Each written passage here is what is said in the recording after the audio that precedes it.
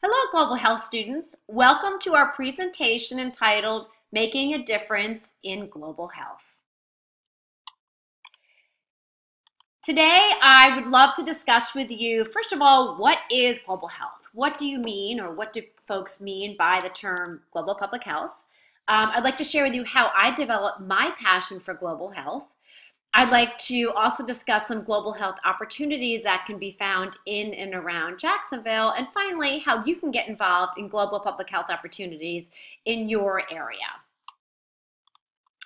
So first of all, what is global health? What does that term actually mean? Well, the formal definition is the health of populations in a global context. It has been defined as the area of study, research, and practice that places a priority on improving health and achieving equity in health for all people worldwide. Problems that transcend national borders or have a global political and economic impact are often emphasized. Thus, global health is about worldwide health improvement, reduction of disparities, and protection against global threats that disregard national borders. Global health is not to be confused with international health, which happens all the time. International health is defined as the branch of public health focusing on developing nations and foreign aid efforts by industrialized countries. I wanted to make that distinction between international health and global health because it really is important to specify that we are discussing global health in this class. I also wanted to share that global health issues are also our own local health issues here in Jacksonville or wherever you may be. Their problems are our problems, and vice versa. Our problems are their problems. We're all interconnected. All around the world, we're interconnected. Things that happen in our town impact the world, and things that happen around the world impact Jacksonville. So global health is local health as well. An example of some of their issues abroad, Zika, Ebola, dengue fever, tuberculosis, refugee and immigration issues, overpopulation in areas such as India and other places around the world, and some issues that, and these tend to take place in developing countries or countries in development. And our issues in countries that are more developed tend to be deforestation, water stress and water challenge issues, climate change, things that we do in our country that impact developing nations. So let's take a look at some of these issues. It took just one person to bring Zika to the United States. One mosquito, one person infected, and we are impacted, so their issues became our issues quite quickly. Also with Ebola. Ebola spread very quickly from Africa to the United States. Or looking at dengue fever. There's a dengue fever outbreak now in Vietnam. And it just takes one mosquito or one case and we're impacted. There were 10,000 new dengue fever outbreaks in the past week, which represents a 42% increase over the same period last year. We also are focusing on refugee and also immigration issues, people seeking a better life from persecution, leaving their country and coming to places like the United States. Of course, now we're not taking in refugees at the moment. We're really limited at the number who are able to come to the United States. Many refugees never actually make it to their final destination. They die along the way, and these are just some examples of refugees who've perished on their trip or their experience trying to reach a better world, a better life. Fear, where they won't be persecuted. Their fear of persecution will dissipate. Female oppression is also rampant in the developing world. And we all know Malala Yousafzai, who was shot in the head. All she wanted to do was receive an education. But the Taliban shot her in her head back in 2012, all because she just wanted to be educated. Or on the lower left, acid attacks in Pakistan, which is it's a fairly common issue. And on the lower right, a Pakistani young woman being stoned to death for dishonoring her family. These are issues we'll be discussing later in the course. And this is an example from the New York Times. A Muslim woman in India challenged the instant divorce law. I don't know if you heard about this a few months ago.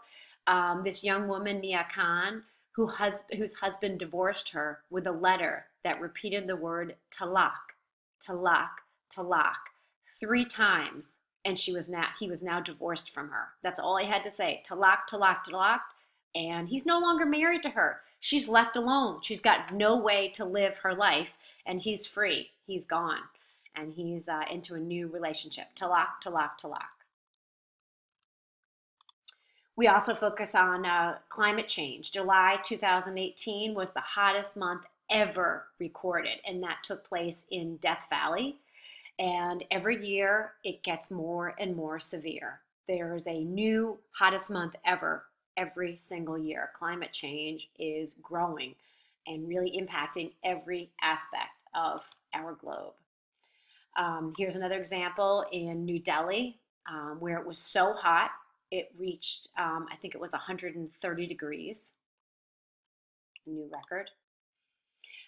Also looking abroad, global health issues are also our local issues. Let's take a look at this one example. It was an article focusing on Chinese pollution floating over the Pacific to the United States.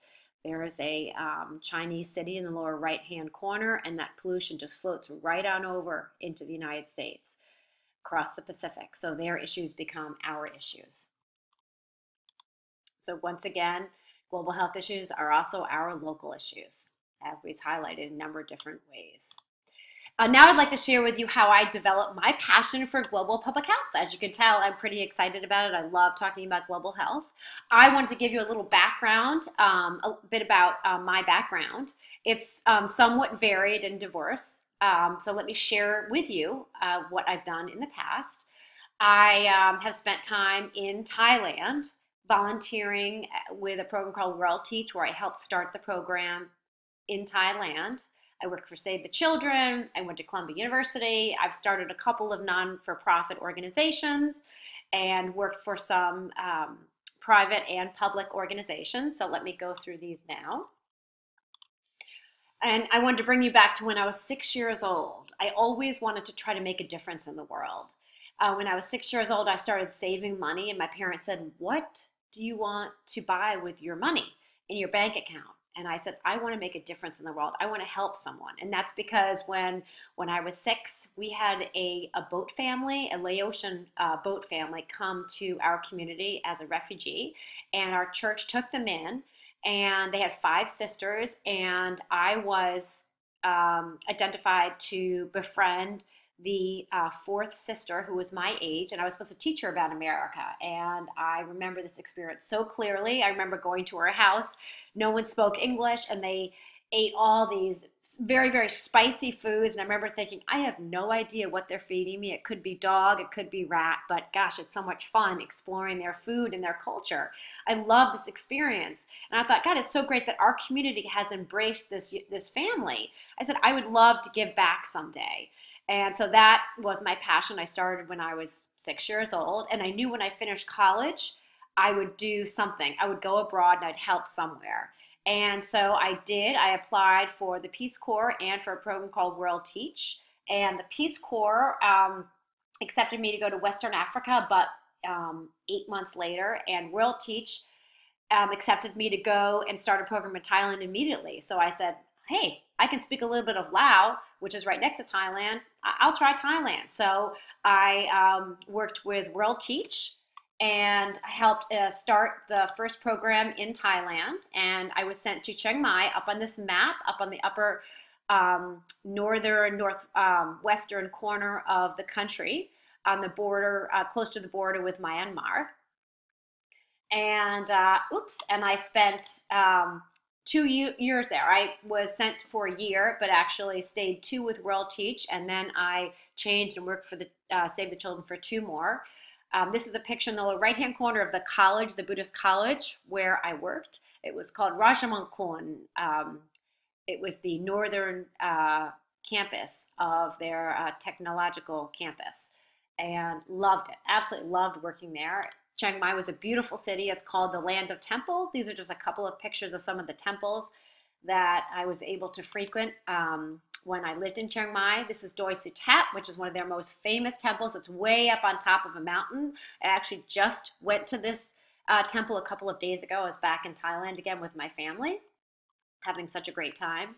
I also, besides working with World Teach, on the weekends I joined relief missions to provide assistance to hill tribe populations in the north on like my vacations and my long weekends. And I joined together in multidisciplinary teams with architects, nurses, public health professionals, and doctors.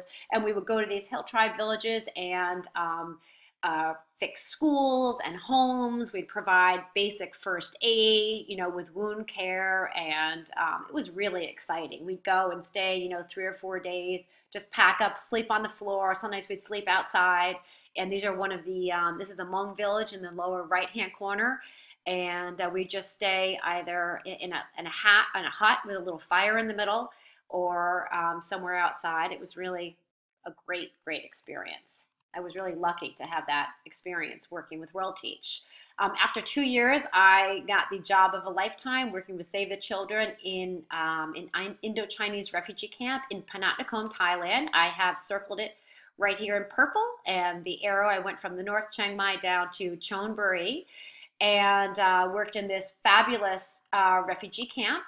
It was Indo-Chinese, meaning that we had refugees from northern Thailand, Laos, Cambodia, and Vietnam. There were about 20,000 refugees when I worked there, and this was the last camp that refugees would go to before they were sent to their third country, or their country where they would be settled. There were many folks coming who were involved in the Vietnamese War, who'd fought for the United States, and also many survivors who had experienced Cambodia's Pol Pot regime from 1975 through 1978. I just got back from Cambodia and went to the killing fields to once again experience this horrendous couple of years where they devastated anyone who had an education, anyone who was professional, anyone who had an arts background, anyone who wore glasses. They were tortured and killed. They killed, of 8 million people, they killed 1.3 million within 3 years. It was absolute devastation. But anyway, these are some pictures from the refugee camp. Here are some students. I taught maternal and child health care. I taught science to teenagers. And here's a picture of me with a Vietnamese family who was leaving the next day. We decided to just take a quick picture. Most of the refugees, as I mentioned, were from Laos, Cambodia, and Vietnam. These are some of the children who would follow me around as I would teach in my classroom and walk around the camp. This is an example of a refugee house. Most of the homes were very basic. They were meant to be temporary. Nothing could be permanent. There could be no roads.